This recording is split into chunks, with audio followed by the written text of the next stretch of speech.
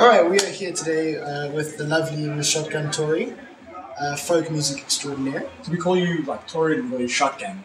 Either. Either, really? Yeah, seriously. Where's the shotgun come from? Okay.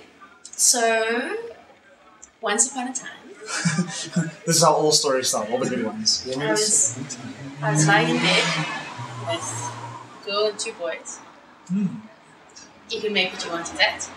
And we were on our way to a function, and we were talking about going as couples. And one of the guys said, Shotgun Tori. And it was like, that's the best name ever. Yeah, everyone else was a little bit irritated. Of course they were. Because, Shotgun Tori.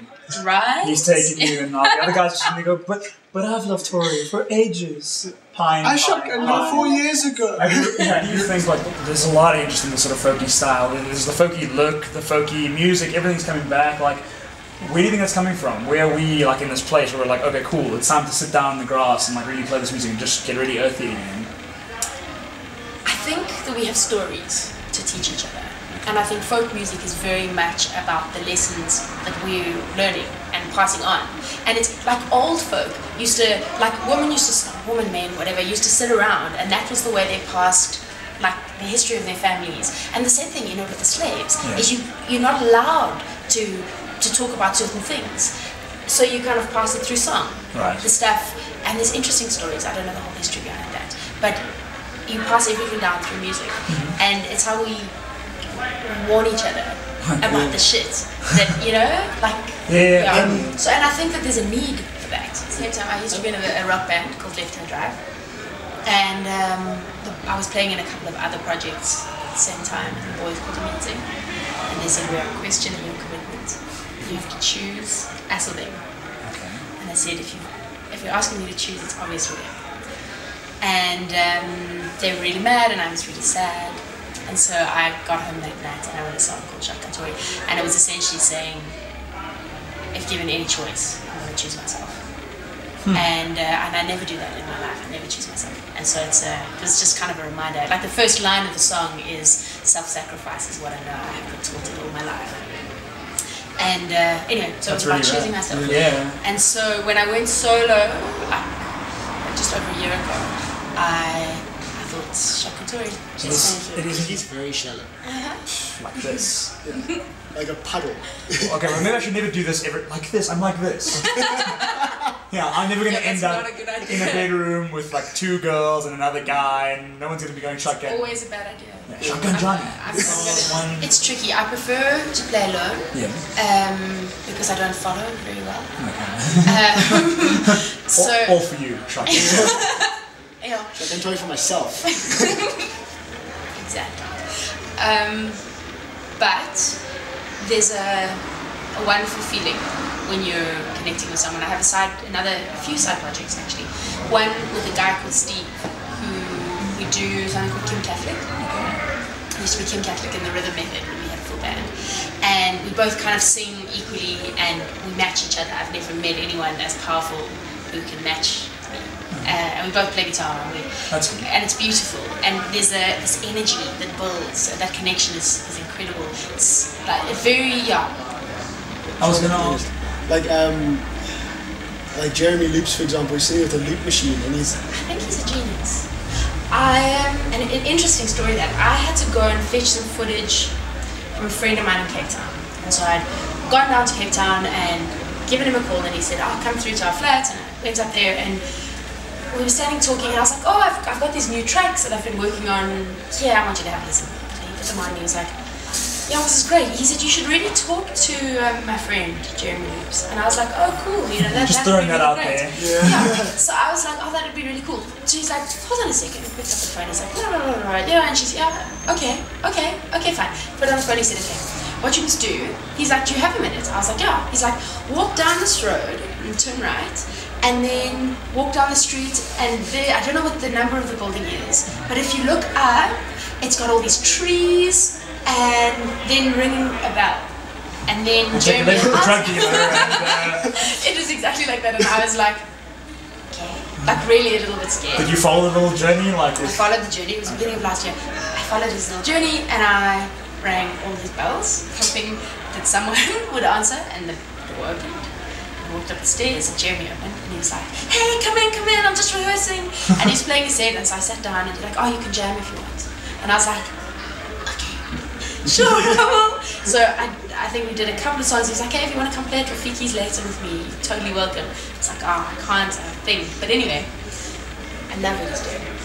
Yeah, I think that it's not about being plain folk music. Yeah. It's about saying what you have to say and being real, and whatever that means for you is what it means, and there's no judgment. Like, it's like some stuff feels good and some stuff doesn't feel good. So it's all about the storytelling, not actually about the music. that's what I think in terms of folk. Like, I think it's about the storytelling. I think there's In Joburg, Love and Revolution has the same thing. Everybody's really quiet. Obviously it's tiny, so you don't get a big crowd. And people sit on the floor and on the couches, and it's a joke. I love to play waltz, but I have to say that it's the hardest crowd to play for, because everyone's pretentious hipsters thing outside talking really loudly while you play. everybody talks really loudly while you play. Yeah. So it's hard, but I think that's one of the most important lessons, is learning to keep playing and not caring when people are talking. Just get into your own thing and let them do whatever. Totally, but at the same time invest. I find that you have to give everything you've got, despite the fact that maybe you have 5 people in that audience, or 100 people who are not listening at all. As someone who plays to 5 people very, very often, I understand. Feel your pain.